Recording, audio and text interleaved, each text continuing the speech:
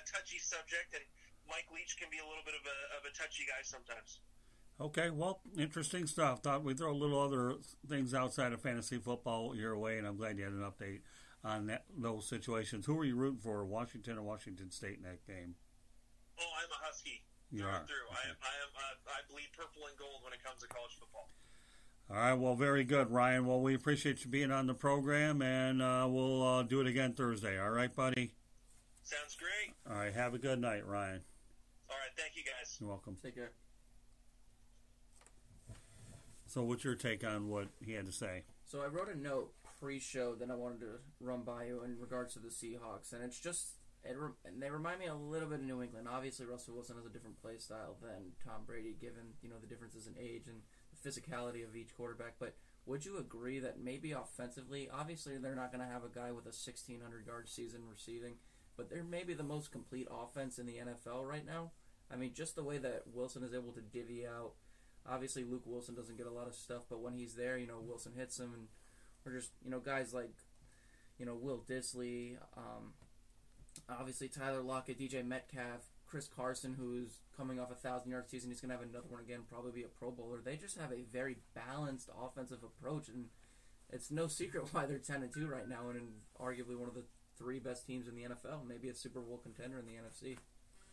Yeah, well, that's true. I mean, again, it's one of those kind of things where you figure you have to see how a lot of things play out. So, I mean, I like them a lot right now. I think Pete Carroll has done a great job, obviously, in the wake in the past couple of years. Obviously Richard Sherman's in his second year in San Francisco. Cam Chancellor had that horrible career-ending injury. And you know what? Like, when you have Russell Wilson as your quarterback and now they got him locked up for another 4 years, you're going to be in good shape. I think Carroll's done a terrific job. He's on a Hall of Fame track record. Oh, yeah. Can you believe this? No, Scott.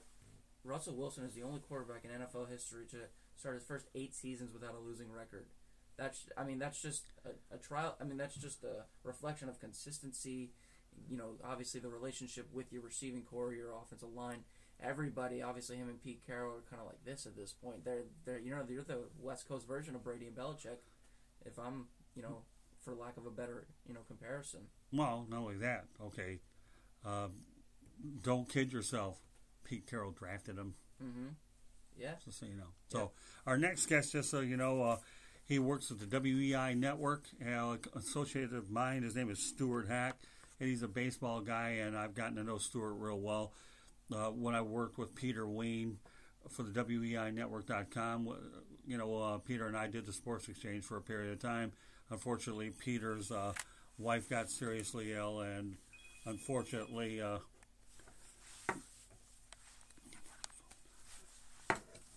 but yeah, Peter, he went ahead and got ill, and as a result, he right now is suffering from a stroke. So, meanwhile, Stuart will be on the line any moment, and we'll bring him on. So, with that said, okay, we'll bring him on. So. Yeah, we're going to have some interesting topics to talk about with Stuart, but in the meantime, just for all of our listeners, and we appreciate every one of you who are on, you give us, follow our social media. You can always give us a follow. It's South Florida Tribune, Tribune South on Twitter. You can follow me at Twitter at @adio_Lewis00. We post a lot of good content on there. We're trying to grow this network. We have a lot of good things in store for you, something that we'll tease at the end of this show, but we're not going to talk about until Thursday's show that we're going to talk about. But we have a lot of really good things planned. I think you would agree, Scott. We're really excited with the way that the Tribune is progressing. Obviously, we're getting a lot more viewership. We have a lot more listeners, and we're attracting a lot more writers, which is important. Again, I said this on last show before Thanksgiving. If you're interested in writing, if you have a passion for sports, maybe there's a particular region of the country that you live and you're passionate about, feel free to reach out to us. You can reach us on the social media platforms that I just mentioned, and I'll mention in our handles again for Twitter. I'm at @adio_Lewis00. Scott is at Scoop33333. You can also find the South Florida Tribune at Tribune South on Twitter as well if you want to reach us. If you're interested in writing, we're always interested in taking on new writers. We want to build a versatile profile of people from all over the country. our name is South Florida Tribune, but one thing I think we're trying to preach here is versatility and be able to cover everything all over the country. We want to be a national brand. I think that's the thing that's most important to us. You know, we're not trying to pigeonhole ourselves with the name South Florida Tribune. Realistically, we're trying to be all-encompassing. We want to talk about as many sports as we can. I think that's really important to growing us. I mean, I'm sure you would agree with that, wouldn't you? Oh, no question about it. Meanwhile, Stuart Hack's about to come on the line. And Stuart, you there? I'm here. All right. Thanks, Stuart. Appreciate you being on the program, buddy. All right. Well, let's go ahead. I was telling our listeners that you do a program for Peter Ween Show, WEINetwork.com, called The Hack Attack. Tell us a little bit about what you're doing over with Peter. You know, I'm on Monday nights at 6. You know, we get, usually we interview either writers, sports writers, authors. We've had some former athletes on the show. Brought a guy back from the dead. That was pretty fun. And, you know, we have a good time. Very good. All right, well, let's talk about the Mets managerial hiring. By the way, you're on with Louis Adio Weiss. He's a baseball guy in every sense of the word. Okay. Look forward to talking. All right. Nice to meet you, Stuart. So let's talk about the Mets managerial hiring. So they hired Carlos Beltran. You know, anytime you make a managerial change, usually you want somebody different than what you had. So in other words, Mickey Callaway was a first-time manager. Not too much was known about him. So when the job opened up, when they let Callaway go, the first inkling you get is they're going to look for a guy with experience, a guy that's managed before. And the two names that came up were Joe Girardi and Buck Showalter. Van Wagenen, I think, wanted his own guy, and he wanted a guy he could sort of control, and he wasn't going to be able to do that with Girardi and Showalter. So then the next thing you look for is somebody with a pedigree for the Mets. And Carlos Beltran was the one that really fit that role the best. And Beltran wanted to manage. He was the runner-up for the Yankee job that went to Aaron Boone in 2017. And Cashman was so impressed, made him a special assistant to the club. So he had the desire to manage, which I always found funny because as a player, I never thought of him as a future manager, but apparently it was something he wanted to do. Players have always loved the guy. His teammates have always loved him. So we'll see what kind of manager he makes. What kind of a manager do you think he is going to make?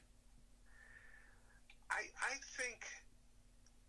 think he'll be a good manager in the sense he can make the tough decisions. He's been around the game a long time. You know, his biggest challenge, I think, will be dealing with the media. That wasn't something he was thrilled about doing when he was a player. So it'll be interesting to see how he handles it, you know, especially if they lose a close game and maybe some of the writers will question something that he may have done. We'll see how he reacts to that. I think that's the one thing he's got to overcome, especially, you know, managing in New York. Stuart, I'll start off by saying this. I'll preface it before I get all negative Nancy on everyone. But I think Carlos Beltran is a future Hall of Famer as a player. I think his combination of power and speed and the fact that he was at one time a Gold Glove center fielder means a lot. But personally, from the standpoint of the Mets, I think you said it. Van Wagenen wanted somebody that he could control. And I think that's kind of what we saw with the relationship with Callaway in 2019. Obviously, the Mets surprised a lot of people and won 86 games. But this is now two managers in a row. And I know Van Wagenen didn't hire Callaway, but two managers in a row that have no prior experience managing. Callaway, of course, was a pitching coach beforehand, but I personally think the hiring of Beltran is terrible.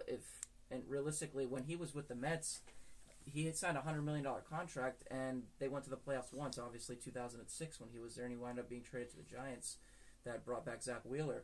But I don't understand what Van Wagenen is really doing. I'm shocked that he even won 86 games in his first year as a general manager. I think merely that hire was to suffice extending Jacob deGrom. But why are you going to bring in a guy who, one, his relationship with the Mets was never what a lot of people wanted it to be, and a lot of that can be attributed to their lack of playoff success. Two, again, I just said it, he doesn't have the coaching experience.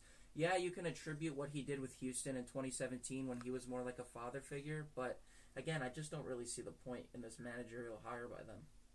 So if you put yourself in Van Wagenen's shoes for a second, and he's making his first hire as general manager, because as you said, Callaway was inherited.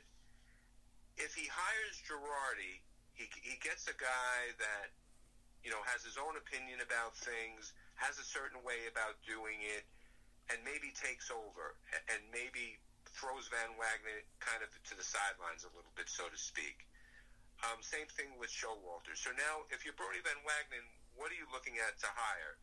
Does it necessarily, the one name that had come up that would have been interesting was Robin Ventura, who had managerial experience with the White Sox, but, and he had the Met pedigree, but for whatever reason, and I don't know if they had talked to Ventura back when they hired Callaway, and Ventura did not want the job then. Maybe he still didn't want the job. I think it was a decent hire considering he wasn't going to get Girardi, he wasn't going to get Showalter because of the money, and B, because they would have just had their own way of doing things and he couldn't control them. So you bring in someone who was a great player, had a great career, I would say borderline Hall of Famer. I think he'll definitely make it like in the Veterans Committee at one point, depending who else he's up against at the time. I don't know if he'll get in regularly. But, he has the Met pedigree. He was a great player. I think given that they weren't getting Girardi, they weren't getting Showalter, he was probably the best one they could have gotten. All right, so Stuart, my question is this. I interviewed Jim Riggleman during spring training, and he's a very qualified guy. Is he going to be on the staff of the Mets? I would think he should have a good experience. No, their bench coach, they hired Hensley Mullins. Oh, yeah? So he was the bench coach for the Giants. He had interviewed for some managerial spots himself. He has no managerial experience, although, again, he's been a bench coach. Okay. So Riggleman, I don't know if he's still with the organization, but I don't believe he's on the coaching staff. I mean, I would always think that if you're a first-time manager, you'd want to have a guy with a wealth of knowledge. And one thing I noticed last year when I covered the Mets in spring training was they had a wealth of a coaching experience in there, and headed by Riggleman, and there were other ones, but those are the ones that stand out in my mind.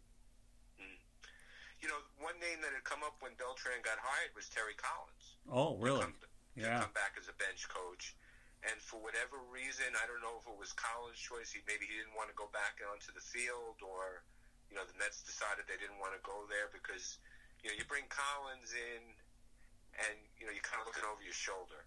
If something goes wrong, do you bring Terry in there to take over and clean up any sort of mess? Well, I don't know that much about Mullins as far as what kind of guy he is. If he'll be, if he would have made a good manager himself, I guess time will tell. I'll throw a hypothetical at you, and it's nothing more than just a hypothetical, okay? Watching Beltran take this managerial job would be like watching Eddie Murray take the job since he didn't have the greatest relationship with the media, especially when you got to deal with this 162 games during the regular season, let alone during spring training, and if you're lucky enough to get to the postseason. Would you say that's a valid comparison? Yeah, that's valid. And if you want to go extreme, you could say Albert Bell. Oh God. That's extreme. No. That's probably a little extreme. Again, he was well liked. Every place that Beltran played, every team that he played, his teammates, loved him. They went to him for advice. They saw him. He was a quiet leader. So maybe that's, maybe he comes in and he's kind of like a Gil Hodges type of guy. Maybe we kind of equated to that. Gil Hodges had a decent major league career, not quite a Hall of Famer, although a lot of people will disagree with that. And then he came in and he was like a strong, quiet guy, and he had a young team, and he was the perfect guy for the 69 Mets. Maybe Beltran is the perfect guy for the 2020 Mets or the 2021 Mets. Yeah, look, I'm not going to disagree with you on that. In regards to who I liked the most during their playing career, Beltran was one of the most well-respected guys, especially when he was in St. Louis, too. Obviously, he played at a high level, but a lot of the rookies, like a young Alan Craig and Matt Carpenter, gravitated towards him.